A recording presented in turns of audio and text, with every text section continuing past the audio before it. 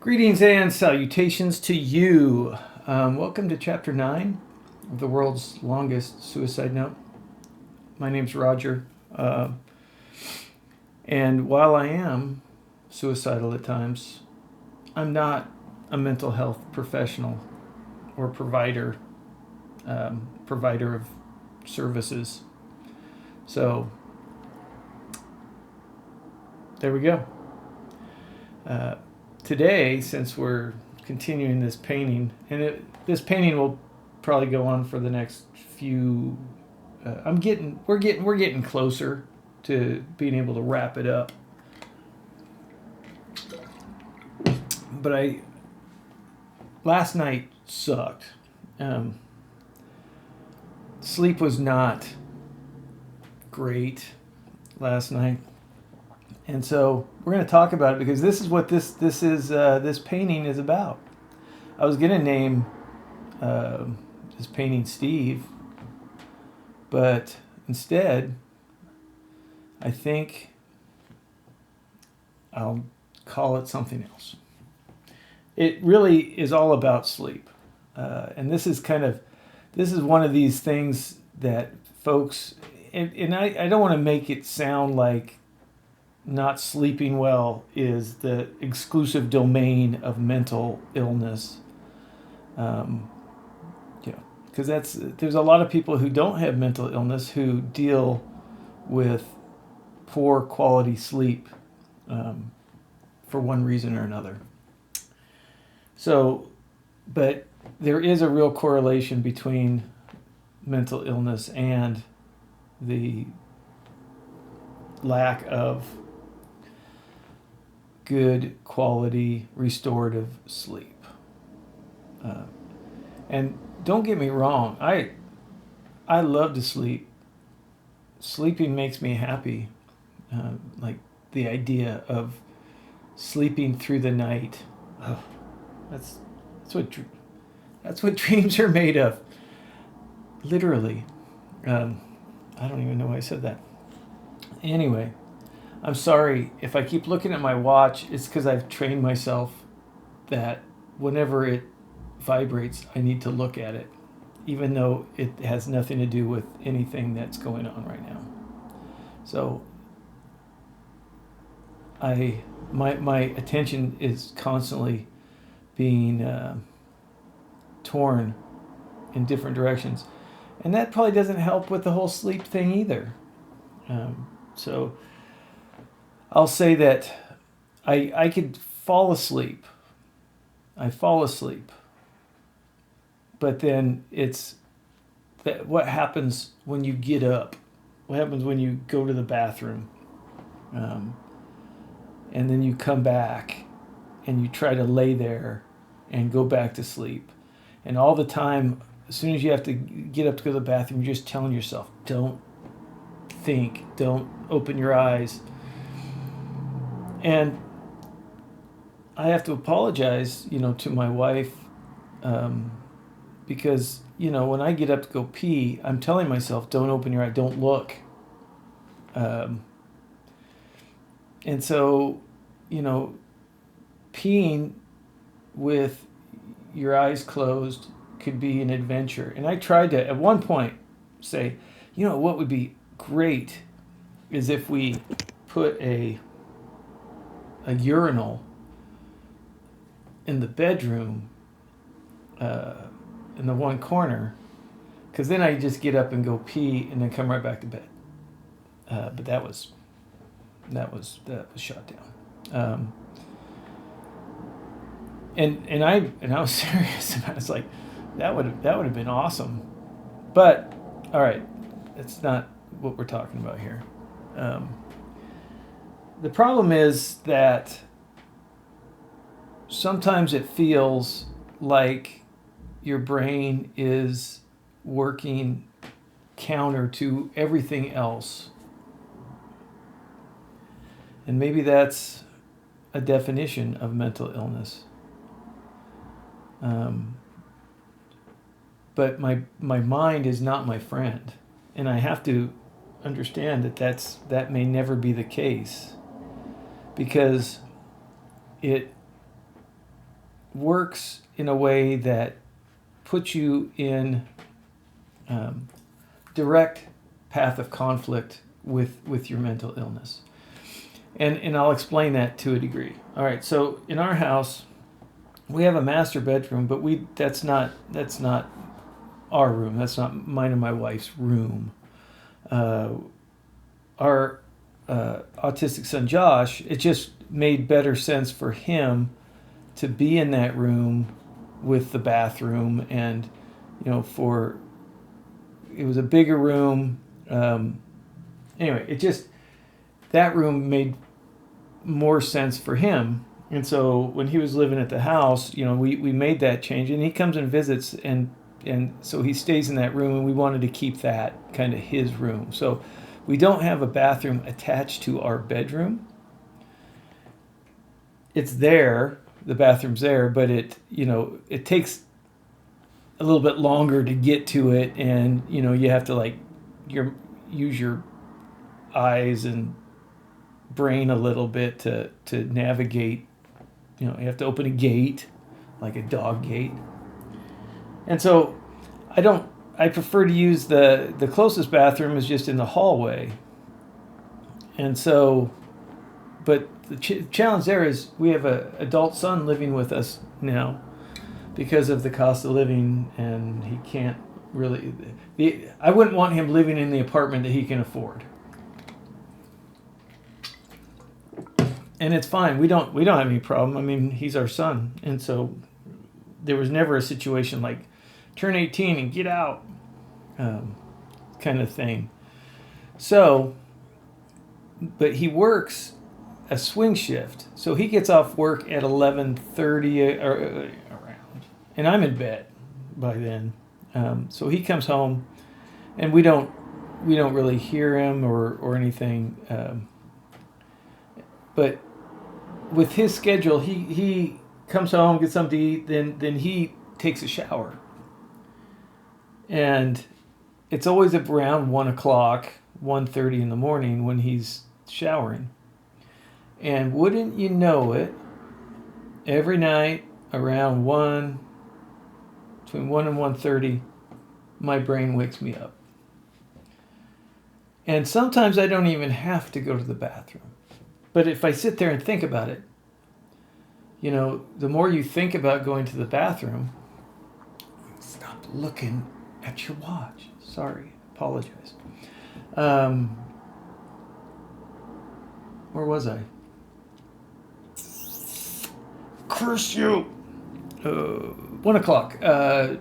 So it wakes me up at this time, and I'll lay there. Do I have to go to the bathroom? I don't think I have to go. I don't really feel it. But then I'll just think about pee and fountains and waterfalls and all these things, and I just end up getting out of bed and going to the bathroom. And then I go out, I see that he's in the bathroom. I have to go down the hall into the other bedroom, and then into the master bath. And then I try to, pee without seeing anything or looking in it, whatever. By the time I get back into bed, I am, all the time, you're telling yourself, don't do anything. Don't turn on any lights. Don't think any thoughts. You just want to empty head. And you go lay down, and you're just telling yourself, just go back to sleep. Just go back to sleep. But the problem is all these fingers, they represent thoughts, intrusive thoughts and ideas and anxieties about the next day or the next week or something, some client issue or something that did I send something out that I was supposed to? Did I do this? It starts going through my day. What did I say to people? Do I have to feel, do I feel good about that? Did I say something I shouldn't have said? So you start running through your previous day and the upcoming day and everything that else that you want to accomplish. That, you know, maybe some of it is has a little bit of anxiety with it. So you just sit there and fixate on it. And even though you're trying to, all right, do your breathing exercises, you know, um, there's some other tricks that I've kind of learned over the years to kind of disassociate your active mind through breathing and mind exercises. And I try to, I start going down that road. But it takes time. It takes time that, every night I'm laying there for a period of time. And what I'll say is when I can't sleep, I don't get up. Some people, if they can't sleep, they get up, they turn on the TV, they vacuum, they do other things when they can't sleep. I lay there because I figure my thought process, well, my body needs rest. My body needs to not be like doing something right now. And so I lay there, and because I figure if I get up and start doing something, I'm not going back to bed. It's going to be super hard to do that. So I lay there. And it's fine. I mean, what I mean is by that is eventually I do go back to sleep. And so I'm trying to give myself the best possible ability and resources to get some more sleep, to try to get it any amount of sleep. But then when do you fall back asleep? When do you, it's always kind of when it's almost not worth going back to sleep. Well, I got to get up in an hour. But then I fall right back asleep and wake up feeling unrested because it's time to get up now. And I know this is a common problem with a lot of people. But what happens is, and my mind is constantly fighting me every step of the way. So sleep is a big thing. And I don't really take pills for it. When you deal with mental illness, depression, anxiety, anything that kind of helps with that, takes those feelings away, has a real potential to be addictive for me. I've dealt with several addictions, and we're going to talk about that. Maybe even the next chapter will be more maybe about addictions. But yeah, so one of the things now, one thing that I will say, and there's this when somebody says something like makes a statement, oh, I can't sleep. Everyone else wants to tell you how to do it. Oh, have you tried chamomile tea and hitting yourself on the head with a mallet? Or everyone listened to Elvis Presley backwards while holding your breath. And you do that for like 12 minutes and you pass out. Everyone has something that works for them, and that's awesome. That's great. I would never say, well, that's silly. But that does not mean that it would work for me or anyone else. Believe me. I've tried a lot of different things. And so while I would appreciate the effort, I've tried it. The only thing, like I say, I really haven't done is sleeping pills. And I'm holding off on that just because I do have, uh, I have an addictive, I wouldn't say personality as much as I tend to really go overboard on the things that work, on the things that show promise, and so I have to be careful. I have to be careful about that because again, I don't want to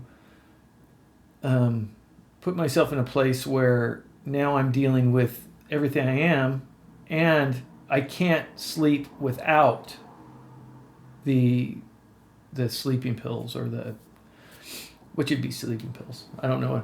It's either that or like cocaine, but I don't think cocaine makes you sleep. I think it jacks you up, so you don't mind. It doesn't help you sleep. It just makes it so you don't need sleep. But anything like that, I have to be very, very aware and try to avoid as long as possible. So that's what that is, and the whole idea is about every fourth or fifth night, I sleep better, meaning that I could actually go back to bed and